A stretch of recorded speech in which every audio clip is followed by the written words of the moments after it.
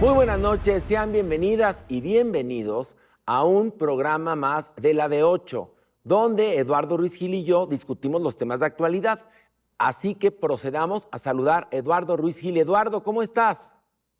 Mi queridísimo Horacio, se me hizo muy difícil llegar esta noche al estudio, pero aquí estamos. Aquí Gracias estamos. a la maravilla de la tecnología. Exactamente. Oye, ¿y cómo titularías tu nota? La que traes en esta ocasión. El grito. El grito. Ok. Y yo la mía, Trump versus Jimmy Kimmel. Es lo que traigo yo que es mi nota, que está bien fuerte. Yo diría que Trump contra la libertad de expresión. Trump contra la libertad de expresión, exactamente. Porque, bueno, ¿quieres que comience? ¿Por qué no empiezas? Porque mucha gente que nos está viendo seguramente no sabe quién es Jimmy Kimmel. Ajá. Entonces sería bueno que expliques quién es este comediante de la televisión nocturna abierta de Estados Unidos para que se den una idea y sepan la magnitud de lo que es la censura en Estados Unidos. La censura, bueno, Jimmy Kimmel es de los más importantes conductores, comediantes, críticos, por supuesto, del gobierno, humorista, y bueno, hizo un chiste donde se refería a Charlie Kirk. Dijo que los de Make America Great Again no sabían qué más hacer para decir que el que mató a Charlie Kirk era de izquierda y que estaban utilizando lo de la muerte de Charlie Kirk para su propio beneficio. Eso bastó para que la cadena ABC pues suspendiera el programa de Jimmy Kimmel, quien ya anunció que va a rescindir su contrato. Y entonces, fíjense, por favor, lo que contestó Trump. Dijo que qué bueno porque era un cómico bastante malo, que eran buenas noticias. Además, dijo que el 97% de las cadenas estadounidenses estaban en su contra y que entonces habría que ver si no se les quita o no la licencia. Imagínate qué fuerte, Eduardo.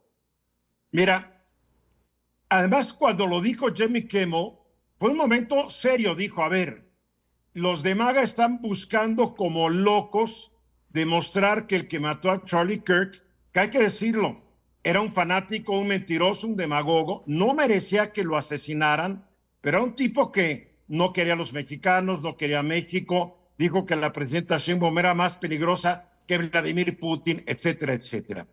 Pero lo dijo en un tono serio, como un cuestionamiento, ¿no? No dijo nada que no hayan dicho otros o que no hayan dicho los de la extrema derecha refiriéndose a la extrema izquierda.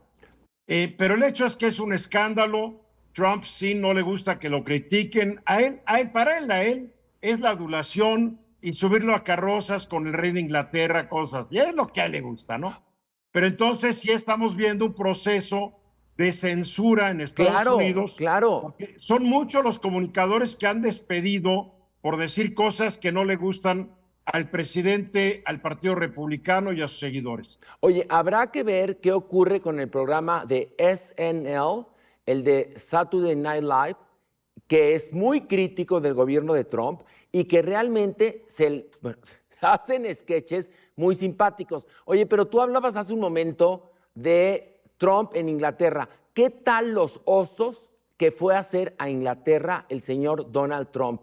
¿Qué opinas, por favor, de eso? Así es Donald Trump, pero sí. Los ingleses muy inteligentes lo adularon, lo subieron a un pedestal, hicieron... Acuérdate que él es el nieto de un burdelero alemán que llegó a Estados Unidos a principios del siglo XX. Entonces, para que seas el nieto del dueño de burdeles en Alaska y te estén recibiendo así, pues hasta yo me la creía, ¿no? No, entonces, ya sé, le doraron bien la píldora y aparentemente gracias a esto van a tener un buen trato en sus acuerdos comerciales los británicos con Estados Unidos. O sea, se van en la política y en la guerra. Oye, Eduardo, entonces tuvieron que tragarse el protocolo, los ingleses, en aras de no tener los famosos aranceles, porque caminó adelante del rey, le dio palmadas en la espalda a William, dijo que qué bueno que la esposa de William ya estuviera sana. Melania fue con un vestido espeluznante a una gala.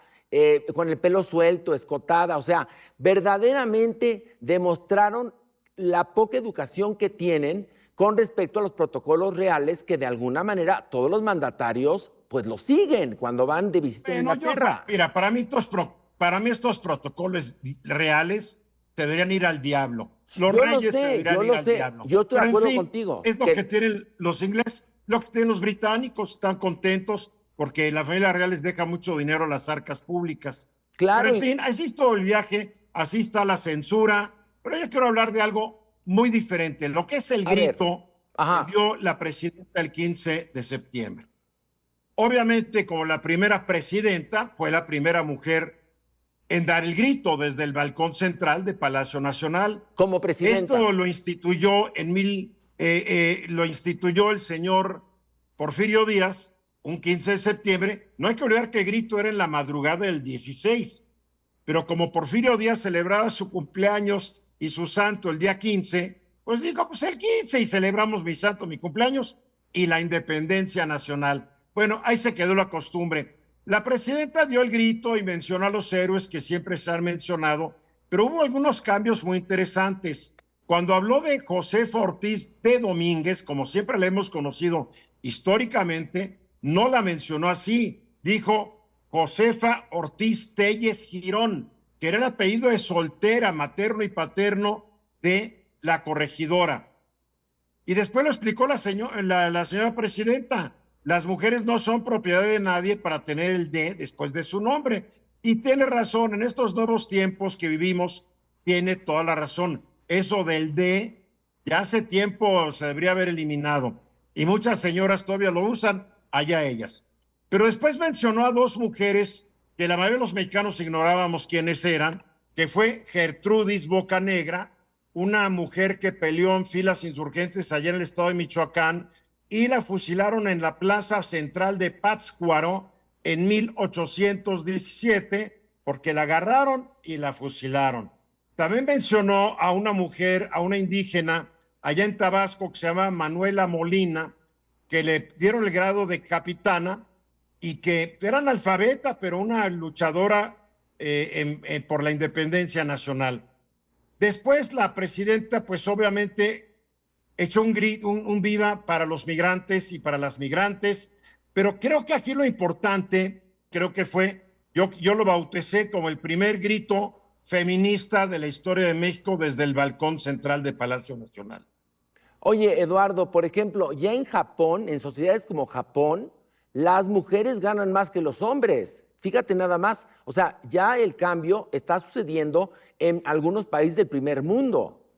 Pero, sin embargo, en Japón también hay grupos en Japón la corona imperial no la puede heredar una mujer. El actual emperador tiene una hija y no puede ella heredar el cargo, lo va a heredar su hermano cuando se muera el emperador y después será el hijo del hermano. O sea, se puede hablar mucho de Japón y sus adelantos, pero imagínate, están atrasados, quedaron en el siglo VIII. No, bueno, no, totalmente. Pero esas son, digamos, entre comillas, instituciones que es muy difícil que cambien. Pero en la vida real, en la vida laboral de las japonesas y los japoneses, ya las japonesas están ganando más que los hombres, pero por ejemplo, en Hollywood todavía siguen las grandes estrellas femeninas pujando para que les den los mismos sueldos que le dan a los hombres. Y los estudios contestan, ustedes no nos traen tanta gente a la taquilla como nos trae Brad Pitt, por ejemplo.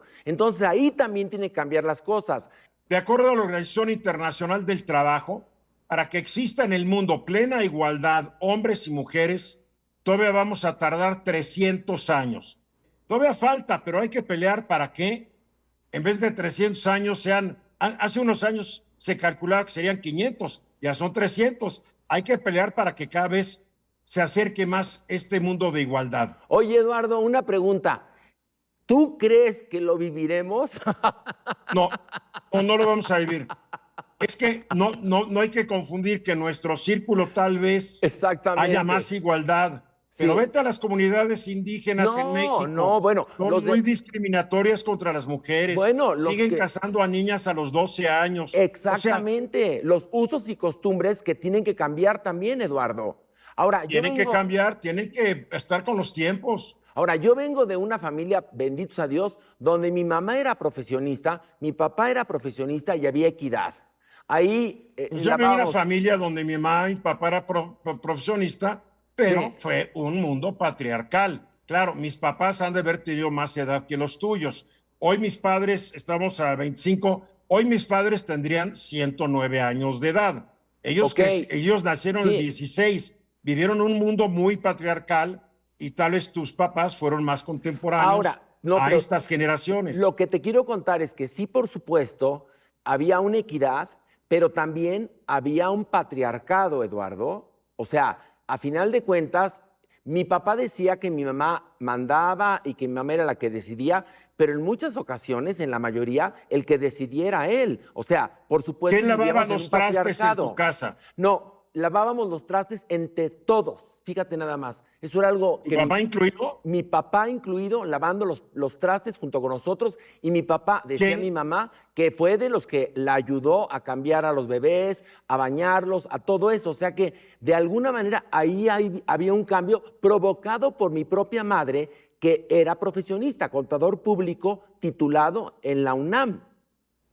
¿Quién cocinaba los sagrados alimentos? No, mi mamá cocinaba, pero mi papá le ayudaba cuando no teníamos servicio.